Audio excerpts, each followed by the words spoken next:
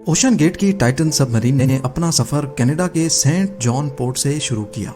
जिस लोकेशन पे इसको ओशन के अंदर डाइव करना था, ये सेंट जॉन से 700 किलोमीटर दूर नॉर्थ अटलांटिक ओशन में वाक़ है और इसी पॉइंट पर ठंडे पानी के नीचे ओशन की गहराइयों में टाइटैनिक का शिप रेक भी मौजूद है। सैटरडे 17 जून 2023 को ये सफर शुरू किया गया और प्लान के मुताबिक अगले दिन संडे को सुबह 8 बजे टाइटन को पानी में उतारा जाना था। आपको यहाँ बताते चलें कि डाइव से पहले टाइटन में एक मसला नोटिस किया गया था, लेकिन उसके बावजूद भी अपनी जान दांव पर लगाकर इसको ओशन में उतार दिया गया।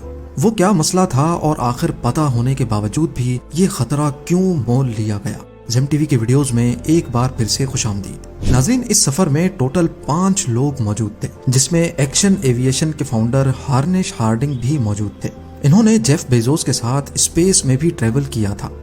दूसरे नंबर पे स्टॉकटन रश, जो ओशन गेट के CEO भी थे। ये अमेरिकन कंपनी ओशन टूरिज्म के लिए सबमर्सिबल्स फराहम करती है।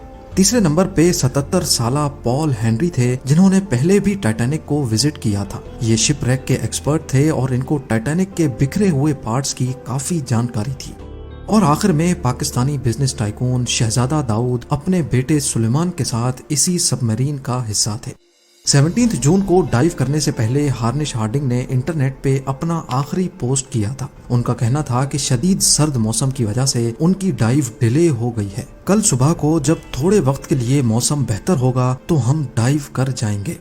ये 5 लोग अपना शौक पूरा करने के लिए मशहूर ज़मान और फिर 1997 में टाइटैनिक मूवी रिलीज की गई। रही सही कसर टाइटैनिक मूवी की कामयाबी ने पूरी कर दी। इसने इतनी धूम मचाई कि अब टाइटैनिक के मलबे को खुद जाकर देखना करोड़ों लोगों का ख्वाब बन गया। यानी ये काम अब सिर्फ रिसर्च के मकसद तक ही महदूद नहीं, बल्कि शिप रेक साइट पर टूरिस्ट भी जाना शुरू हो गए।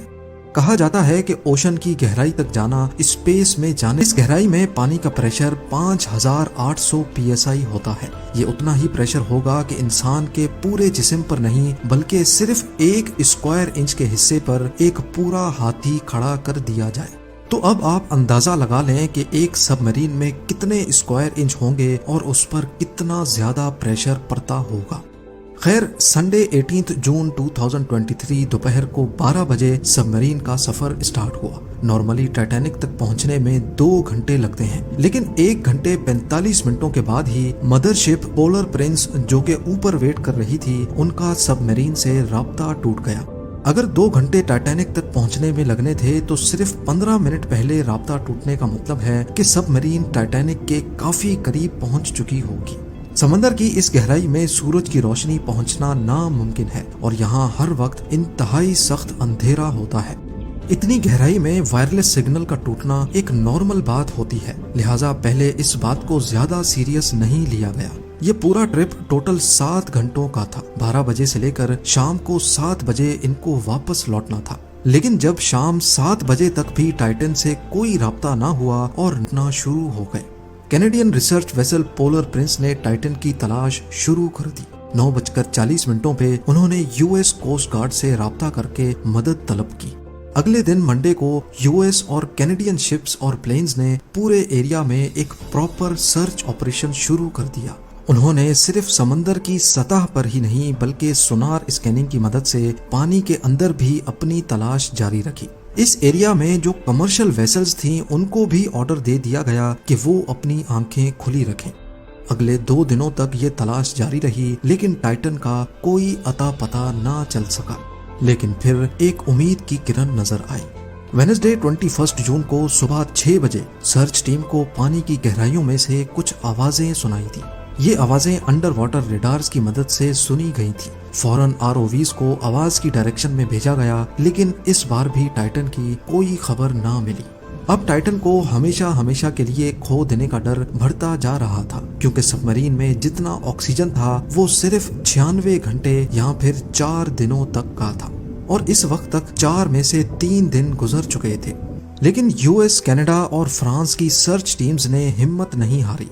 थर्सडे 22 जून को दोपहर 12 बजे ROVs को टाइटैनिक के मलबे के पास भेजा गया। वहां पहुंचकर जो देखा गया वो वाकई दिल दहला देने वाला मंजर था। उनका एक हिस्सा टाइटैनिक से सिर्फ 1600 फीट दूर पड़ा हुआ देखा। जो देखने गई थी टाइटैनिक के मलबे को, अब उसका मलबा ही पूरी दुनिया में हेडलाइंस बन गहराइयों में ही फट गई। इस खबर ने पूरी दुनिया में जैसे हलचल सी मचा दी। ओशन गेट की सेफ्टी पर कई सवाल खड़े किए जाने लगे।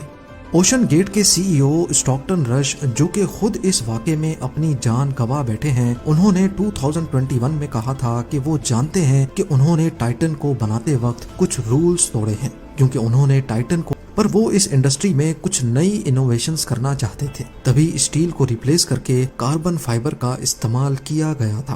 पहली बार लॉन्च से पहले टाइटन को 5000 से 10,000 PSI के प्रेशर पे टेस्ट भी किया गया, जिसमें वो पास हो गई थी। पर एक्सपर्ट्स का मानना है कि ओशन के अंदर हजारों किस्म की ताकतें सबमरीन पर पड़ती हैं, जिसमें ना सिर्फ प्रेशर बल्कि पानी का बहाव भी होता है, जो कि लहरों की वजह से पैदा होता है। इसके अलावा अंधेरे की वजह से ये भी हो सकता है कि कोई भारी पत्थर या फिर समंदरी मखलूक सबमरीन से टकराई हो।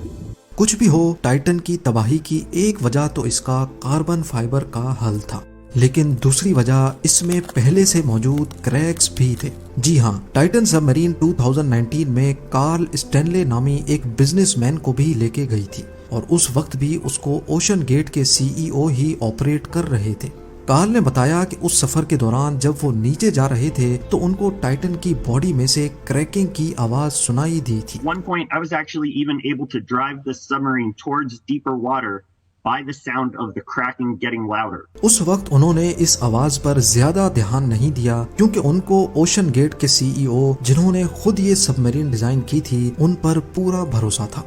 लेकिन इस हादसे के बाद उन्होंने CNN को बताया कि शायद वो आवाज इस बात की वार्निंग थी कि टाइटन की बॉडी पानी का प्रेशर बर्दाश्त नहीं कर पा रही।